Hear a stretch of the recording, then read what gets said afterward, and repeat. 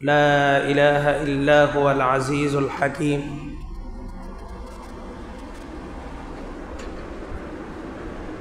সূরা আলে ইমরান 6 নম্বর আয়াত। আল্লাহ তাআলা বলেন যে আমি তোমাদেরকে মাতৃগর্ভে যেভাবে চাই সেভাবে আকৃতি দান করি।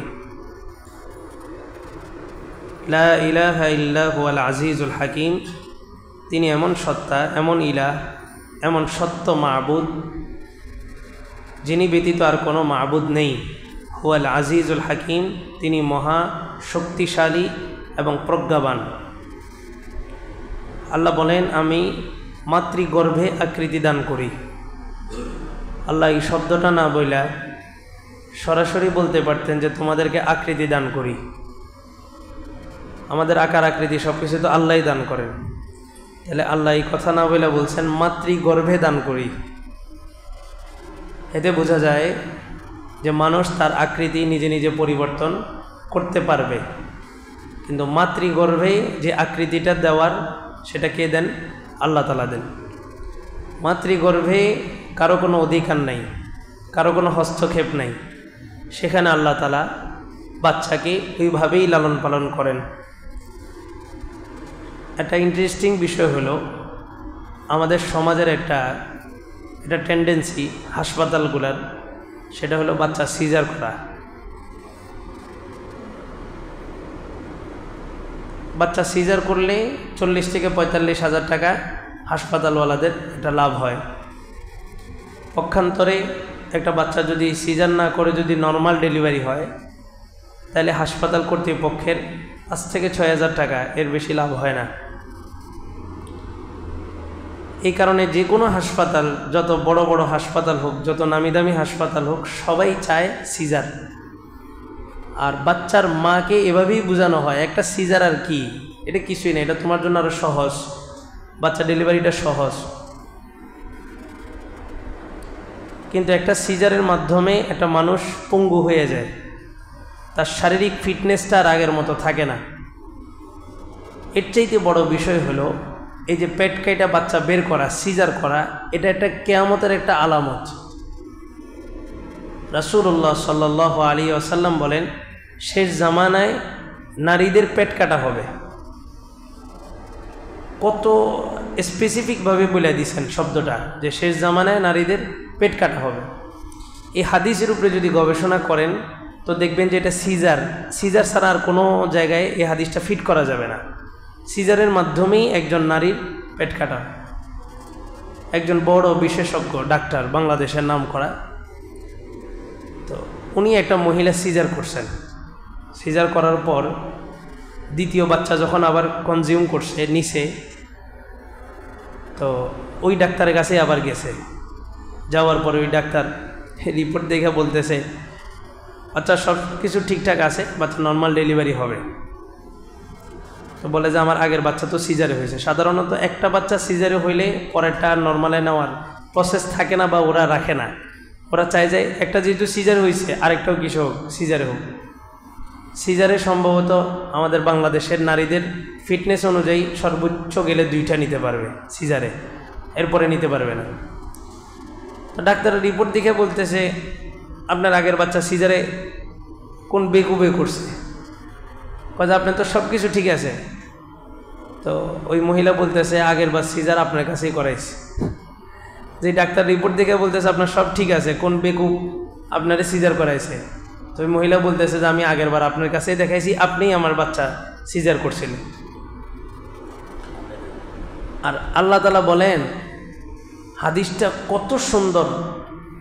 আল্লাহ বলেন মায়ের গর্ভে যখন ভ্রূণ, বাবার বীর্য যখন ভ্রূণের মধ্যে যায়, রেহেমের মধ্যে যায়, জরায়ুর মধ্যে যায়, আল্লাহ বলে সাথে সাথে আমি সেখানে ফেরেশতা নিযুক্ত করে দিই। এই ফেরেশতাই বাচ্চাটাকে সেখানে লালন পালন করে। মায়ের রক্ত থেকে ওই বাচ্চার খাবার যায়। সিজারের 3টা ডায়লগ। 1 নাম্বার, বাচ্চা উল্টো হয়ে গেছে। সিজার করানোর আগে একটা কমন ডায়লগ, মানে এটা সবাইকে বলবে যে বাচ্চা কী হয়ে গেছে, উল্টে হয়ে গেছে। 2 নাম্বার পানির শূন্যতা। 3 নাম্বার নাড়ি বুড়ি পেঁচায়ে গেছে। এই 3টা ডায়লগ কমন, এর বাহিরে অন্য কোনো ডায়লগ নেই, এই 3টা দিবে। অথবা 4 নাম্বার বলবে যে এই তো শরীর ঠিক নেই, নর্মাল করতে গেলে কি হয়ে যাবে, সিজার করতে যা মানুষ মারা যাইতেছে না, এটা একটা স্বাভাবিক বিষয়। আগের যুগে নর্মাল ডেলিভারির সময় এরকম অনেক সময় মা মারা যেত, এটা স্বাভাবিক একটা বিষয়। এই 3টা ডায়লগ। অথচ হাদিস দেখেন, আল্লাহ রসুল বলেন যখন বাচ্চা একটু বড় হয়, আকার আকৃতি যখন চলে আসে, তো তার যেই জরায়ুর মধ্যে থাকে ওটা পুরোটা পানি।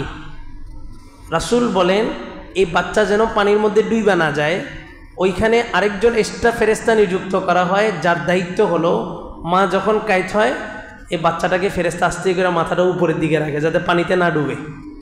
এটা পানির ভিতরেই কিন্তু বাচ্চাটা ভাসমান থাকে মায়ের গর্ভে। আল্লাহ রসুল বলেন মা যখন কাত হয় তখন ওই ফেরেশতার দায়িত্ব হলো কি, বাচ্চার মাথাটাকে উপরের দিকে উঠায় দেওয়া যাতে পানি না ঢুকে। আর এখনকার ডাক্তারদের ডায়লগ হলো কি, বাচ্চা উল্টে গেছে। আল্লাহ তাআলা বলেন আমি মায়ের গর্ভের মধ্যে আকৃতি দিই। তার মানে বোঝা গেল মায়ের গর্ভের বাহিরে আসার পর মানুষ নিজের আকৃতি নিজে কি করতে পারে, চেঞ্জ করতে পারে, পরিবর্তন করতে পারে। আল্লাহ বানাইছে পুরুষ হিসাবে, তো সে অপারেশনের মাধ্যমে কি হয়ে গেছে, নারী হয়ে গেছে, অপারেশনের মাধ্যমে হিজড়া হয়ে গেছে। তাহলে এখানে আল্লাহর হাত না, এখানে হচ্ছে বান্দার কৃতকর্ম। আর এই আয়াতটা শুধুমাত্র মায়ের গর্ভের সাথে এই জন্যই সম্পৃক্ত করছেন যে দাজ্জাল আসার পর দাজ্জালের একটা পাওয়ার থাকবে, সে মৃতকে জীবিত করতে পারবে। কিভাবে? আল্লাহ রসুল বলেন দাজ্জাল আইসা মানুষকে বলবে আমি খোদা, আমি খোদা, আমার পাওয়ার আছে। মানুষ বলবে বিশ্বাস করি না। তো বলবে কি দেখতে চাস? আমি তোর মৃত আত্মীয় স্বজনদেরকে জীবিত করে দেখাবো যে আমি খোদা। তখন মানুষ বলবে ঠিক আছে, তাহলে আমার দাদি মারা গেছে, দাদিকে তুমি জীবিত করো, অথবা দাদা মারা গেছে, দাদাকে জীবিত করো। রাসূল বলেন দাজ্জাল তখন বলবে হে অমুকের দাদা, তুমি জীবিত হয়ে আমার কাছে চলে আসো। আর শয়তান তার দাদার আকৃতি ধইরা দাজ্জালের কাছে চলে আসবে, আর ওই মানুষটা সাথে সাথে ঈমান হারায় ফেলবে। কারণ দাজ্জালের ফিতনা তো কঠিন ফিতনা, যে দাজ্জালের সাথে কথা বলাটা এটা ফিতনা। আপনি কথা বলতে যাবেন, কথা বলতে গেলেই আপনি ফিতনার মধ্যে পতিত হয়ে যাবেন। ইমামে আজম আবু হানিফা রহমাতুল্লাহ আলাইহির একটা প্রসিদ্ধ মাসালা, সেটা হলো কোনো কাদিয়ানি মানে কি, যে আমার নবীকে শেষ নবী মানে না। মির্জা গোলাম আহমদ কাদিয়ানিকে শেষ নবী, জিল্লি নবী মনে করে। ইমামে আজম আবু হানিফা রহমাতুল্লাহ আলাইহি বলেন কেউ যদি কোনো কাদিয়ানিকে প্রশ্ন করে যে তুমি যে নবী, বা কেউ নবুয়ত দাবি করলো, কাদিয়ানি ছাড়া আরও লোক আছে না নবুয়ত দাবি করে, কেউ নবুয়ত দাবি করলো, আর একজন মুসলমান যায় তাকে জিজ্ঞেস করলো তুমি যে নবী, দলিল কি? ইমামে আজম আবু হানিফার ফতোয়া হইল সাথে সাথে সে কাফের হয়ে গেছে। এই যে জিজ্ঞেস করছে, জিজ্ঞেস করার দ্বারাই সে কি হয়ে গেছে, বেঈমান হয়ে গেছে, ঈমান চলে যাবে। কারণ নবীর পরে নবী নাই, এটার জন্য কোনো দলিলের প্রয়োজন নাই, এটা বিনা দলিলেই মানতে হবে। ওই যে কাউকে জিজ্ঞেস করতে গেলেন যে তুমি বলো নবীর, তুমি যে নবুয়ত দাবি করছো তোমার দলিল কি, তার মানে কি সে দলিল দিলে আপনি তাকে নবী মানবেন? সেজন্য প্রশ্নও করা যাবে না। তো দাজ্জালকে যখনই মানুষ বলবে তুমি যে খোদা, তোমার দলিল কি, তো তার কাছে এমন কিছু শক্তি পাওয়ার আল্লাহ তাআলা দিবেন যে সে মৃতকে জীবিত করবে, আর সাথে সাথে ওই লোকটা কি হয়ে যাবে, লাজবাব, চুপ হয়ে যাবে। আর আপনি যখন কারোর সাথে তর্ক করতে যায় চুপ হয়ে যাবেন, তার মানে কি আপনি পরাজিত হইলেন। আপনি পরাজিত হয়েছেন মানে আপনি তার আদর্শটা মেনে নিতে বাধ্য। দাজ্জালের কাছে যে পরাজিত হবে তার কি ঈমান থাকতে পারে? পারে না। এই জন্য দাজ্জাল তার চেহারার উপরে লেখা থাকবে কাফের, কাফের শব্দটা লেখা থাকবে। দাজ্জালের একটা চোখ হবে, এক চোখ বিশিষ্ট। আল্লাহ, তো দাজ্জাল আইসা এই মৃতকে জীবিত করবে। আসলে মৃতকে জীবিত করবে না, শয়তান ওই মৃতর আকৃতি ধরে সামনে আসবে। আর যুগে যুগে শয়তান এরকম মানুষের কি ধরতে পারে, আকৃতি ধরতে পারে, এরকম ঘটনাগুলা আছে। বদর যুদ্ধের মধ্যেও শয়তান আবু জেহেল যখন হীনমন্যতায় ভুগতেছিল, যুদ্ধ করবে কি করবে না, করবে কি করবে না, তখন শয়তান মক্কার সবচাইতে এই ট্রেনিং প্রাপ্ত যোদ্ধা যিনি ছিলেন মক্কার, ওই যোদ্ধার আকৃতি ধীরা ময়দানে আসছে। আয়েশা বলে, আমি আজকে তোমাদের সাথে আছি, তোমাদেরকে কে হারাইতে পারবে? তো আবু জাহেল ওই মক্কার ওই যোদ্ধাকে যুদ্ধে আনার জন্য অনেক চেষ্টা করছে, কিন্তু আনতে পারে নাই। হঠাৎ করে আবু জাহেল ওই যোদ্ধাকে যখন দেখছে যুদ্ধের ময়দানে আছে, তখন খুব খুশি হয়ে গেছে। শয়তান বলল, وَإِذْ زَيَّنَ لَهُمُ الشَّيْطَانُ أَعْمَالَهُمْ وَقَالَ لَا غَالِبَ لَكُمُ الْيَوْمَ مِنَ النَّاسِ وَإِنِّي جَارٌ لَكُمْ। আমি যতক্ষণ তোমাদের সাথে আছি, তোমাদেরকে পৃথিবীর কোনো শক্তি পরাজিত করতে পারবে না। তা একজন যোদ্ধা, যার যুদ্ধের ট্রেনিং ছিল, সে যখন বলছে যে আমি তোমাদের সাথে আছি, কে তোমাদেরকে পরাজিত করবে, তখন আবু জাহেলের সাহস বেড়ে গেছে। বলে যে হ্যাঁ, সবাই যুদ্ধের সারি কাতারবন্দি হও, যুদ্ধ করব। ফালাম্মা তারাআতিল ফিয়াতান নাকাসু আলা আকিবাই। ইবলিস হঠাৎ করে দেখলো যে বদর প্রান্তরে চতুর্দিক থেকে ফেরেশতা নাজিল হইতেছে। এটা কি মানুষ দেখে? মানুষ দেখে না, কিন্তু কে দেখতেছে? ইবলিস দেখতেছে। ইবলিস যখন দেখছে যে ফেরেশতা নামতেছে, নাকাসু আলা আকিবাই, আস্তে করে ওই কাতারবন্দি ছিল ওখান থেকে আস্তে করে পিছন দিকে যাইতেছে। আবু জাহেল এই একটা লোকের উপরে ভরসা করেই কি করছে? যুদ্ধ শুরু করছে। আবু জাহেল ওই লোকটার দিকে তাকায় আছে, যার উপরে ভরসা করে যুদ্ধ শুরু হয়েছে।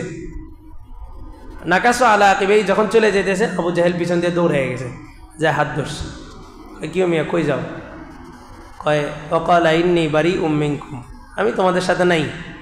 ইন্নী আরা মা লা তারাউনা ইন্নী আখাফুল্লাহ, আমি এমন একটা দৃশ্য দেখতেছি যা তোমরা দেখো না। ইন্নী আখাফুল্লাহ, আমি আল্লাহকে কি করি? ভয় করি। কে কইতেছে? ইবলিস। ইবলিসকে আমি আল্লাহরে ভয় করি। আল্লাহু শাদীদুল ইকাব, আল্লাহ তাআলার প্রতিশোধ, আল্লাহ তাআলার আযাব বড় ভয়াবহ। তো আল্লাহ আযাব তো আমারে দিব আখেরাতে। আমি এখন যুদ্ধের ময়দানে থাকলে আযাব ভোগ করার দরকার আসেনি, আমার তো শাস্তি হবে আখেরাতে। তা আমি এখানে থাকি, শাস্তি নেওয়ার দরকারটা কি? এজন্য আমি ভাগতেছি। পরে আবু জাহেলকে, কই যাবা? মক্কায় তো যাবা, যাও, তোমার খবর আছে। যুদ্ধ শেষ হওয়ার পরে মক্কায় আসছে। আইসা ওই যোদ্ধা যার আকৃতি ধরে ইবলিস আসছিল, ওই যোদ্ধারা অ্যারেস্ট করছে। সবাই অ্যারেস্ট করে বলতেছে, তোমার উপরে ভরসা কইরা আমাদের নেতারা সিদ্ধান্ত নিছে যুদ্ধ করব, তুমি যুদ্ধের ময়দান থেকে চলে আসলা। তো ওই করতেছে, আমি তো যাই নেই, আমি তো মক্কা থেকেই বেরোই নেই, আমি মদিনায় কোথায় বদর প্রান্তরে যাই যুদ্ধের জন্য যাব। তো ইবলিস এরকম যুগে যুগে মানুষের আকৃতি ধরছে, এটার প্রমাণ আছে। তো দাজ্জাল আসার পরে ইবলিস ওই যে আপনার দাদা মৃত, আপনার দাদি অথবা আপনার নানা, ওই মৃতদের আকৃতি ধরে আসবে। আর আসার পরে ইবলিস আপনাকে সম্বোধন করে বলবে, শোনো, এটা সত্য, এ খোদা, এরে খোদা মানো। তো আপনি চিন্তা করবেন কি, আমার নানা মারা গেছে, এখন আমরা তো সব জানি, কিন্তু দাজ্জাল যখন আসবে, যে জাতির উপরে আসবে, তারা তো এত বিষয়গুলো জানবে না। আল্লাহ রসুল বলেন, দাজ্জাল এমন সময় আত্মপ্রকাশ ঘটবে যখন দাজ্জাল সম্পর্কে সবাই গাফেল থাকবে। গাফেল, কারোর ভিতরে কোনো চর্চা নাই, দাজ্জালের আলোচনা কোথাও হয় না, কেউ করে না। দাজ্জাল কে, কোথায় আছে, কি নাম, তার পরিচয় কি, কোন জায়গাটাতে আছে, সে কিভাবে আসবে, এইগুলা, এই খুঁটিনাটি বিষয়গুলা আলোচনা করে।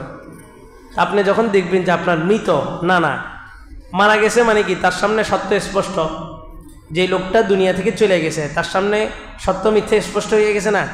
এখন আপনি যখন দেখবেন যে কি আপনার মৃত নানা এসে আপনাকে বলতেছে যে এটা সত্য খোদা, একে মানো, তখন আসলেই আপনি দুদুল্যতার মধ্যে পড়ে যাবেন যে আসলে কোনটা সত্য কোনটা মিথ্যা।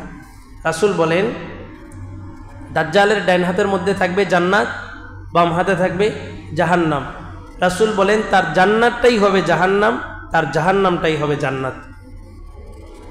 একজনকে ডাকবে, এক যুবককে ডাইকা বলবে, এই আমি খোদা, আমার খোদা মানো।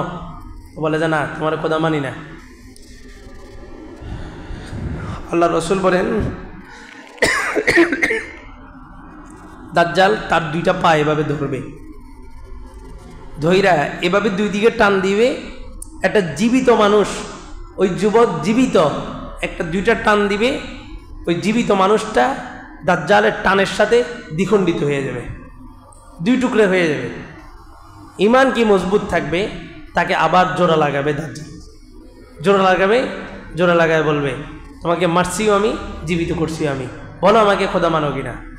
তখন ওই যুবক বলবে, আমি এতক্ষণ একটু সন্দেহের মধ্যে ছিলাম, তবে এখন নিশ্চিত যে তুমি সেই দাজ্জাল, যে দাজ্জালের ব্যাপারে রাসূল আমাদেরকে সতর্ক করে গেছেন। রাসূল বলছেন, এক যুবককে দাজ্জাল 2 টুকরা করবে, আবার জোড়া লাগাইবে।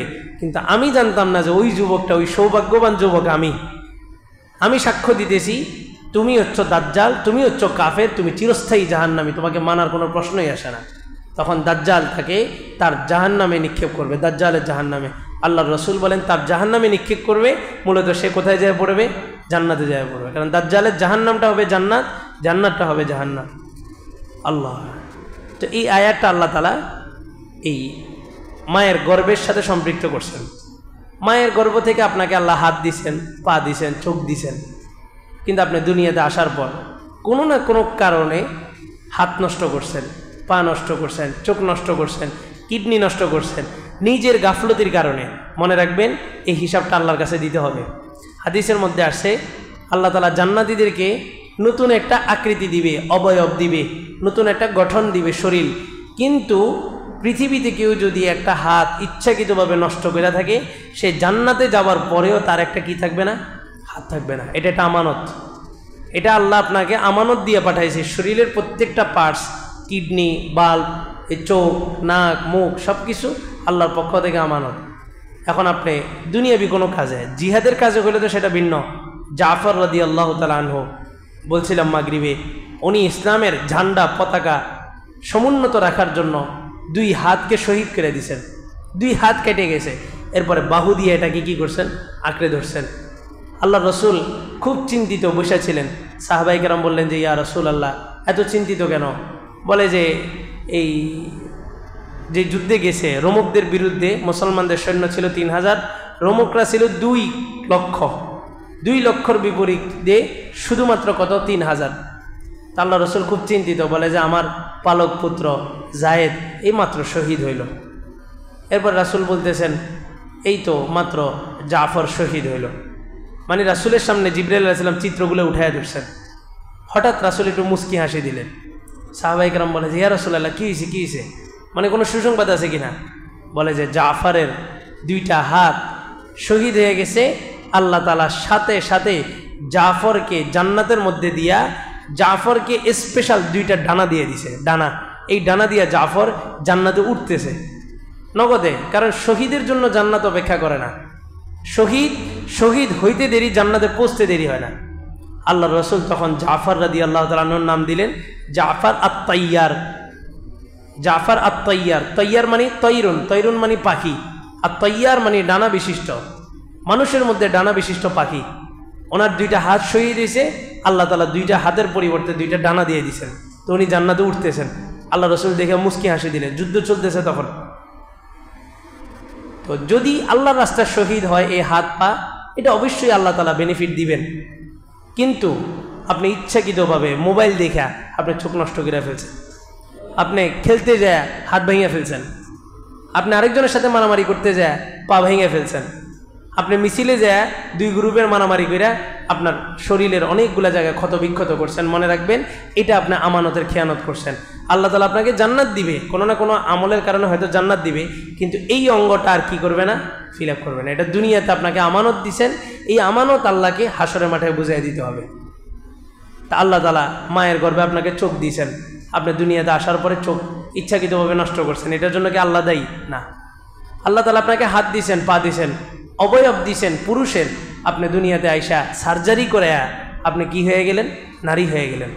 আর রাসূল বলছেন লানাল্লাহুল মুতাশাব্বিহাত, যারা সাদৃশ্য গ্রহণ করে, পুরুষের মধ্য থেকে নারীর সাদৃশ্য গ্রহণ করে, নারীর মধ্য থেকে পুরুষের সাদৃশ্য গ্রহণ করে, তাদের উপরে আল্লাহর রাসূল বলেন আল্লাহ তাআলা অভিশাপ করেন। আর আল্লাহ যার উপরে অভিশাপ করেন, লানাতুল্লাহি আলাইহি ওয়াল মালাইকাতি ওয়ান নাসি আজমাইন, ওয়ানশিবের আয়াত।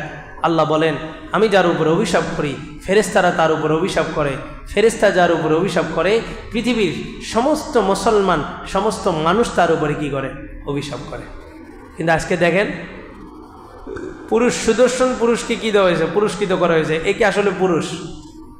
সে কি পুরুষের কোনো বেশভূষা তার মধ্যে আছে? নাই। তার ভিতরে সব কিছু নারীর, আর তাকে পুরস্কৃত করার মাধ্যমে যুব সমাজকে বুঝাইছে যে তুমি যদি পুরস্কৃত হইতে চাও, তুমি যদি জনগণের আইডল হইতে চাও, তোমাকেও এই সাজে সজ্জিত হইতে হবে। কোন সাজ? যেই সাজসজ্জার কারণে আল্লাহ তাআলা অভিশাপ করেন, ফেরেশতা অভিশাপ করেন, সমস্ত মানব জাতি অভিশাপ করেন। আল্লাহ তাআলা আমাদেরকে এই সমস্ত অভিশপ্ত জাতি থেকে হেফাজত করুন। আলহামদুলিল্লাহ।